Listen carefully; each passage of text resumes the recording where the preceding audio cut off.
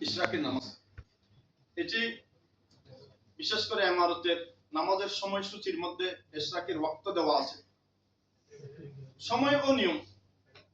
ফজরের নামাজ শেষ করে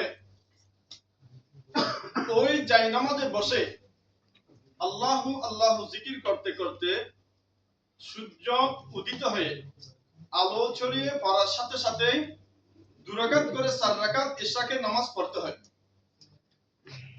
সূরা ফাতিহার সাথে অন্য যে কোনো সূরা মিলিয়ে পড়াই এর নিয়ম। 2 রাকাত ইশরাক নামাজের নিয়ম। নাওয়াইতু আন উসাল্লি লিল্লাহি তাআলা রাকাতাই সালাতুল ইশরাক।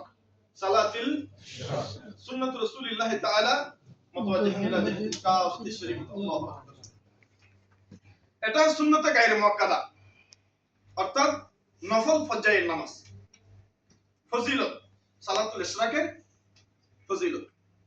এই নামাজ আদায়কারী একটি হজ ও একটি উমরা পালনের সমতুল্য সওয়াব পাবে। সুবহানাল্লাহ সুবহানাল্লাহ। কিভাবে সওয়াব পাবে? একটি হজ এবং একটি উমরা আদায়ের কি নামাজ কয় রাকাত? ইনশাআল্লাহ পড়ার জন্য চেষ্টা করবেন।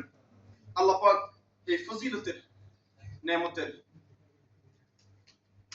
ইবাদত করার জন্য আল্লাহ আমাদের সকলকে তৌফিক দান করুন। আমিন। আল্লাহ তাআলা তার ওই দিনের সমস্ত কাজ নিজ রহমতের সমাধান করে দেওয়ার জন্য জিম্মাদার হয়ে যায়। অর্থাৎ 2 নিয়তে 4 রাকাত নামাজ। 2 নিয়তে 4 রাকাত। সূরা ফাতিহার সাথে যে কোনো একটি সূরা পড়তে পারবে। নির্ধারিত কোন সূরার জন্য নির্ধারিত